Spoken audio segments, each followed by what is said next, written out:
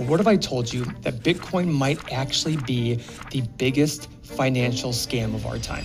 People talk a lot about bad things happen in Bitcoin, right? Like black market, drug dealers. Why do you think we're so concerned? Is it just because it's new? If you look at which vehicle is used most to do bad things and scam people, and by criminals, it's by far the US dollar. Even though scarcity is one of the most fundamentally important pieces of good money, we've never had one that is as scarce as Bitcoin. What would be the benefit of someone who's retired? Why learn something new?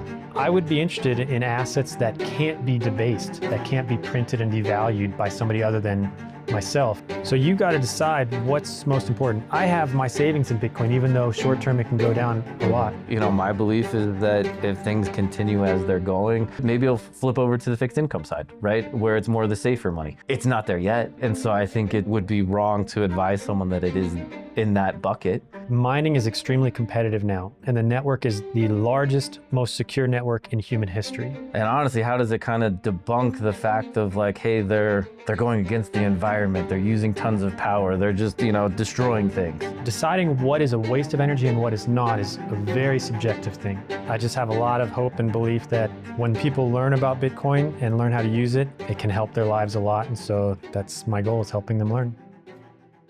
Most people who own Bitcoin don't know how to hold it in the correct way. So tell me a little bit about you and how long you've been dealing with Bitcoin. Sure. Thanks for having me, Brian. I'm Pasco. I've been living on a Bitcoin standard, only off of Bitcoin, for about 6 years. I've been coaching and teaching people around the world fairly complex topics for the last couple of decades. And I just have a lot of hope and belief that when people learn about Bitcoin and learn how to use it, it can help their lives a lot. And so it's my goal, is helping them learn. Love it. So why do you go by Pasco instead of your real name? Yeah, so Pasco is my online name, and it's what I associate all my Bitcoin teaching with. It's just an online privacy kind of thing. You know, we grew up used to things like locks on our doors, and we're used to security at our home or physical security, but we transitioned in this digital world, and a lot of us didn't realize and learn that digital privacy can become important, and it's becoming more and more important. So the course Bitcoin Minded actually teaches some of that. And Pasco is an online alias just to help keep some privacy for myself and my family. So most people these days, a lot of my clients, they'll own Bitcoin and they'll have just bought it on an exchange, right? Or they own an ETF. There's a huge gap between that and self-custody and the true benefits of actually ownership of Bitcoin. Can you talk a little bit about kind of that gap and where we go from here? Yeah, unfortunately, what you said most people are doing is not actual ownership. It's an IOU. It's handing over or giving somebody money to manage and hold Bitcoin for you, but you don't get the benefits of what Bitcoin is and what it was created for and what the network can give to you. So that gap is that most people stop there, but to jump from having an ETF or leaving it on an exchange to taking self-custody of it, meaning holding your own keys and controlling it yourself, it's not a big leap. It's not a big chasm. It just takes a little bit of learning, asking a few questions, and jumping in and trying. But when clients do, when people do, the benefits are powerful. So in today's world, with a lot of things going on, what's the benefit of me having control, right? Like, wouldn't it be a lot easier if I just am like, hey, Uncle Sam, take care of me? It totally depends on your goal, who you are, what your life is like. But the benefits, I'll give you a few examples, and then as you learn more about Bitcoin, you can choose which ones you want to use and implement. But you may have somebody that has to do money movements, maybe a small business, and the wire transfers and the lack of transparency and the friction and the time spent at the banks and the fees, they add up. And so for a small business owner, moving Bitcoin internationally within minutes for almost no cost is beneficial. So to that end, like what would be the benefit of someone who's retired? Right? Like they don't have a business anymore. They're now, you know, living off their assets, their money, their savings. Why learn something new, right? Like what would be your answer for them? You know, being in retirement in this day and age, retirees have to really deal with inflationary pressures. And the fiat system is explicitly built and run in a way that inflation is not only expected, but what they want to do.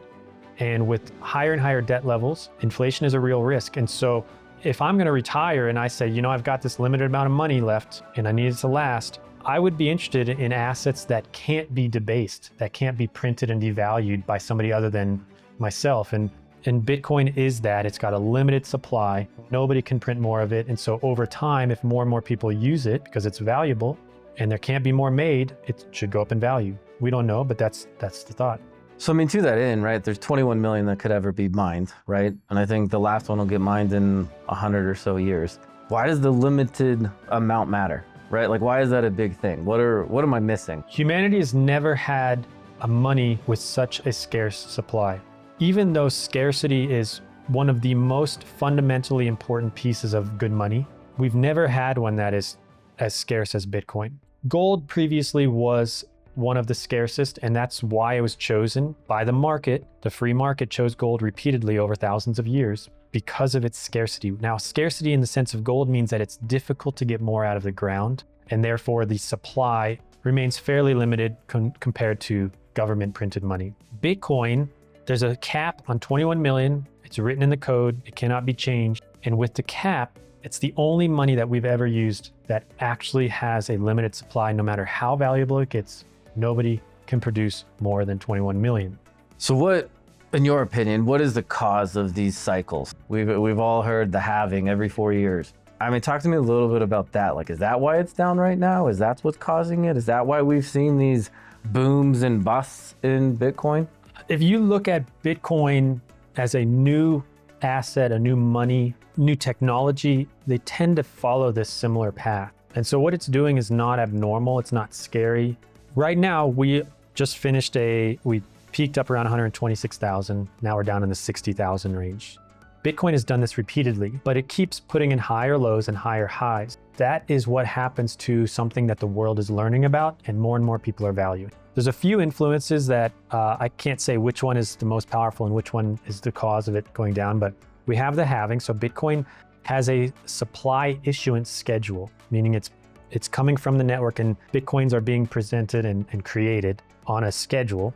And that rate, the speed in which they're coming onto market is declining over time, or the amount that's putting on the market is declining over time. And so that's the halving. Every about 4 years, the amount that comes online every day of new Bitcoins gets halved. And for the next 4 years, the amount is half. And then 4 years later, the amount coming online every day is halved again.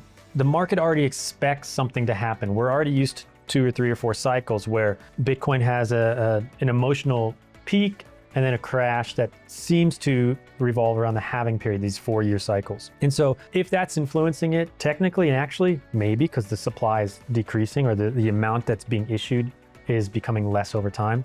But it could also just be that the market expects this to happen, so therefore they do it. If I'm an investor and I say, you know what, it's around 100 and some thousand, but typically every 4 years it goes down. I should probably sell soon because it's going to go down. I actually create the fall because we've already expected it. So it's a self-fulfilling prophecy. Satoshi, the creator of Bitcoin, built into the code a variety of incentives. And there's a lot of incentives involved in the network that incentivize people to use it properly, use it the way it was meant to be used, and to help it grow and perpetuate and spread. Mining is incentivized through the profit that the miners can possibly make. What they're technically doing, what they should be called, are transaction processors. They're doing the work required to post transactions to the network and get them on the ledger so that they're final. But if you just went to somebody and said, hey, do this work without paying them, they're likely going to say, I'm not interested. I'll go do something else. So Satoshi built the network in a way that the mining reward does a couple of things. Miners, when they do the work, they get paid a reward for that work. That's called the block reward. Every single new block that gets put on the time chain pays the miners a reward. And it also, that reward is not only paying the miners, but is also issuing coins into the market. You need some sort of a mechanism and schedule to issue the coins. Satoshi could have just made the network have all of the coins available right away. I don't know particularly exactly why he chose to do it over time. I suspect it has something to do with allowing the network to grow. But miners process the transactions, get paid a block reward from the network, and as they receive that block reward, they have to pay their bills, their operating costs. And so as they pay their bills, then the coins naturally get spread throughout the market. So to that end, when you talk about mines, right, like obviously there's industrial mines, there's like big operations, but then also like, you know, if I just have a PC, I could just run sometimes there's a little pop-up like, do you want to run a mine? Can someone just in their home run a mine? In the early days, mining was done by people in their homes and they were earning a lot of Bitcoin. The network was small still, the rewards were large. Mining is extremely competitive now, and the network is the largest, most secure network in human history, which means there's a lot of miners online. So to compete and actually be profitable when you mine, you need industrial scale. You need to find stranded energy, cheap energy, and mine in that sort of way if you really want to make money. And even then, it's not easy. So when it comes to mining, obviously there's power. What are some of these industrial mines doing that makes it profitable for them to run? And honestly, how does it kind of debunk the fact of like, hey, they're going against the environment, they're using tons of power, they're just, destroying things? Let me paint a little picture here, because this is an important piece when we think about mining and energy consumption. What mining is doing for the green movement is awesome. I'll get there. But first, let's at least notice that deciding what is a waste of energy and what is not is a very subjective thing. Somebody might say that a hair dryer is a waste of energy, or an air conditioner that holds somebody's home at 66 instead of 70 is, it's too wasteful. So to get into this judgment and say what should we be using and what shouldn't, it's not really my choice. It's not your choice. The market really chooses that. And if energy is valuable for some reason, people will spend the money on it. Bitcoin mining uses a lot of energy. It does. Now, is it wasteful? I would argue that it's not, because if we compare it to what Bitcoin can replace in a superior way, it's using less energy. If we look at the fiat industry, it uses far more energy than the Bitcoin network to sustain itself. When we look at fiat and how government currencies work, we have buildings, we have transport, we have electricity involved with the systems, we have militaries involved, we have war and geopolitical issues that create great environmental destructions, use a lot of fossil fuels. So if we could get rid of fiat with Bitcoin, we would be much better off. If we compare it to gold, people don't really hate on gold, but if you look at gold, it also uses more energy when you think about the machines needed to dig it out of the ground and the environmental destruction that goes on to the earth to pull gold out of the ground. So I want to start there, because trying to judge Bitcoin as being bad, to really do that, you'd have to take a big step back and evaluate a lot of things. Now, what is Bitcoin doing with stranded energy? This is really cool, and it's actually helping communities. Some grids are not capable of handling the electrical demand right now. And we see that, years ago, Texas previously was dealing with blackouts and brownouts on hot days or cold days when a lot of people would need air conditioning or heat. And this is happening more and more with the electrification of everything. Everyone's pushing us into electric cars, electric stoves, everything. And so there's more and more being demanded of these grids. What Bitcoiners are doing is the miners are stepping in and saying, listen, I'm going to be your perfect customer, and I'm going to always be here to buy every bit of energy you make so that you'll always have revenue, which helps you build out the grid further. And then, so the grid's getting built bigger and more capable, and the Bitcoin miner is saying, here, you have extra, I'll buy it. But then let's say something shifts in the markets, all of a sudden has a spike in demand, there's a cold spell and people need it to heat their homes. The Bitcoin miner is one of the few industries that can be there on the grid and say, oh yeah, you need it more than me? Got it, I'll turn off today. You take it, you guys buy it, and we'll work out some negotiation where I get some benefit for being able to turn off right away, but it allows the people that need it more to use it, and when they don't need it, I'm funding the build out of the grid. So Pasco, obviously mining, very beneficial, right? And obviously probably maybe not the drain on the environment some of us may have thought, but it also makes sense that it may not be as profitable for just, mom and pop to be running a PC at the house. But if we think about going kind of to the mom and pop of retirees, thinking of Bitcoin and benefiting from Bitcoin, when you think of their retirements, like why have Bitcoin in a retirement account?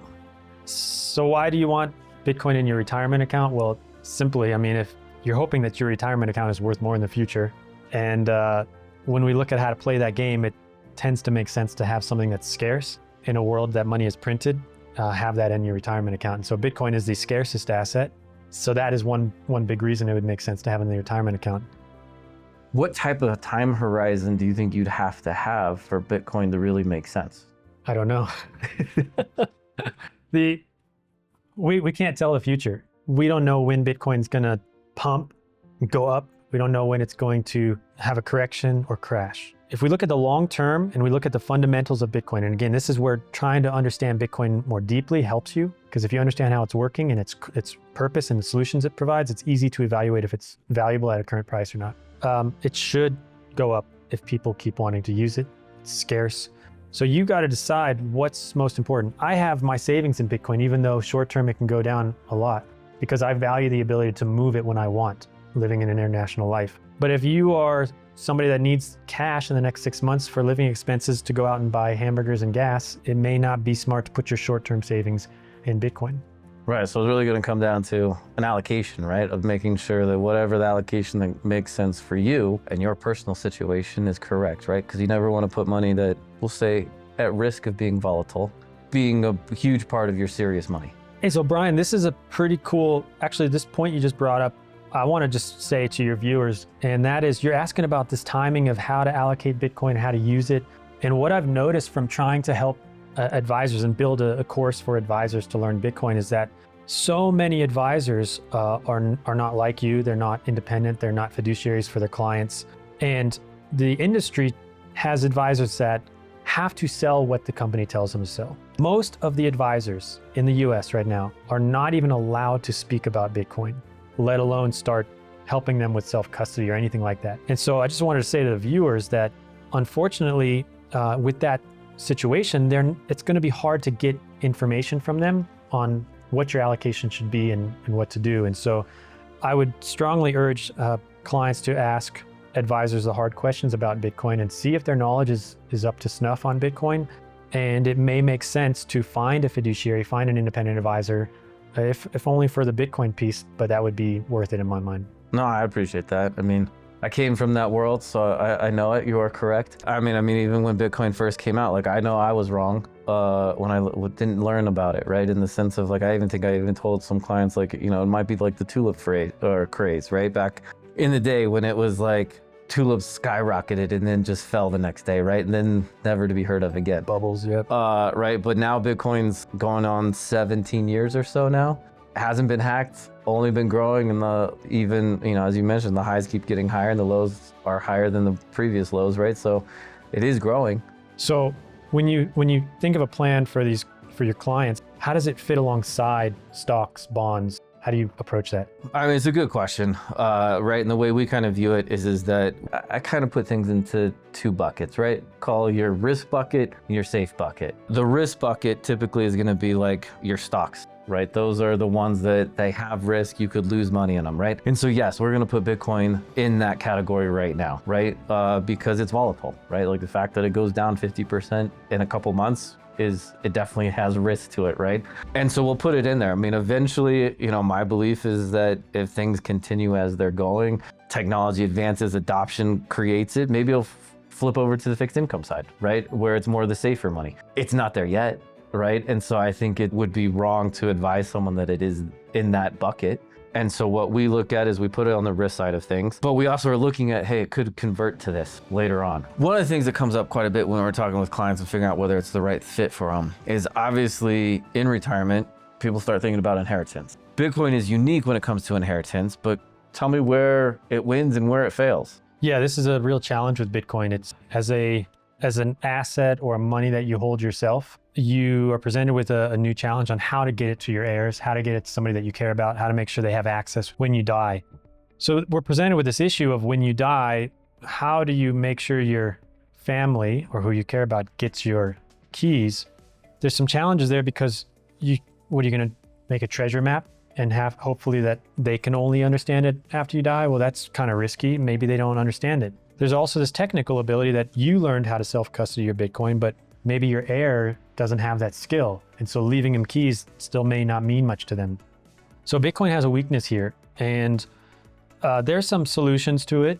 You're gonna have to do something, write a treasure map or develop a system where it can be passed off. And I mean, that's what you and I have built Air Vault for, is a solution for this exact problem, but it doesn't have to be through Air Vault and us. There's other ways, but one of the ways that we can handle that, and the way we do it with Air Vault, is we use what's called multi-signature wallets. And in our situation, there's 3 keys, and the client holds 2 of the keys, Air Vault holds 1. And for the inheritance piece, the way that helps is that the client maintains full control because 2 keys must be used to ever move the Bitcoin. So when they're living, they have full control of the Bitcoin. And when we set them up, when we build their wallet for them, we build their 2 keys, we build our key, and then we also give their heir a redundancy, a copy of one of their keys. And so when they pass away, their heir is prepped beforehand, part of the build process. The heir can bring in that key that they have, combine it with our key, and we can help educate them, and they can move the Bitcoin after you've gone. But while you're living, you never lose control of Bitcoin because you have 2 keys. One thing I wanted to ask you about is, obviously people talk a lot about being, bad things happen in Bitcoin, right? Like black market, drug dealers, those kind of things that are on the blockchain or time chain. One question I had is like, if we go back in time to when we first created this money system, right? Like there actually were a lot of scams then too, right? Talk to me a little bit about that, but also tell me why do you think we're so concerned about this? Is it just because it's new?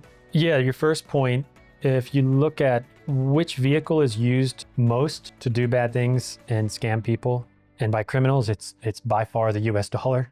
And that's not just an absolute term. It's not just because the US dollar is proliferated everywhere. It's percentage-wise, okay? And so it's not real fair to attack Bitcoin as a for criminals thing unless you're going to objectively look at the US dollar. But I don't think you need to attack either one of them as being bad, because what is true is whatever technology we have or whatever tool we have, most people use it to do good and improve lives. And then there are some that use it to do bad. And there's no system that we've ever developed that has been able to stop people from doing bad. And the same is true with Bitcoin. But I think that's the valuable piece about it. Bitcoin is there for anybody and everybody to use, and the same rules apply for everybody. And I would personally like to use a money that I know has that fair system, transparent system, rule-based system, rather than a system that is going to play favorites and I'm kind of at the whim of hoping they choose me or not. Bitcoin is really not a good money to do bad things because it's very transparent. Right. It's hard to hide on chain, and any large amount moving on chain is going to be watched. Why do you think that is in the industry that advisors don't typically help with Bitcoin, and what led you to help with Bitcoin? No, good questions. I don't want to speak completely on it, so obviously this is my opinion, right? There's some great advisors out there. But to that end, obviously some of the big things is, one, the firms say they can't, right? So some of the large firms out there will be dictating, hey, here's what you can talk about. Here's what you can sell to the clients. Here's everything else, right? That's why one of the biggest reasons I started my own firm, to be independent, right? Not have that siloed ability or siloed investments that we could choose from. The other piece to it, right, is the fact is obviously a lot of people work on, assets under management, right? It's how we got paid. We don't do this for free, nor should anyone do anything for free, right? It is a business. And the fact is that if I tell someone to move money, right, we go from it's in an ETF or in a mutual fund or in a stock, right? And it moves from this to self-custody, it's out of the account. I'm not making money on it anymore, right? So, technically, by advising it, I lose money on it, right? And so I'm not saying that's not the biggest reason why other advisors do it, but I definitely think it comes into someone's thought. But to me, the way I created Bonfire, the way I wanted to help clients is that, if it's cheesy it sounds, right? If there was a dollar sign in front of it, I want to be able to help them and advise on it, right? And so that is Bitcoin, that is, real estate, that is alternatives, that is gold, that is silver, that is stocks, it is bonds, it's everything, right? Because the financial world, unfortunately, a lot of people try to make it really complex and hard and kind of gate it off, if you will. And by making it more accessible, people start to learn more. They become more comfortable with it, and their lives improve because of it. And if we can be part of that journey, that's fantastic and phenomenal. Bitcoin is one of the most important financial conversations of our generation. Whether you mine it, hold it in retirement accounts, or just understand it from the sidelines, the truth is the same. The people who do this well are the ones who have a real plan around it. The people who lose are the ones who try to figure it out alone. If you want to dig deeper into the Bitcoin side of this conversation, go check out Pasco's free 4-lesson preview to learn more at bitcoinminded.com. And if you're ready to sit down with someone who will build you an actual plan, click the link in the bio and book a call with me. It's completely free, doesn't cost you a thing. I'll help you take an honest look at where you stand, and we'll build a plan together. Genuinely excited to see you there.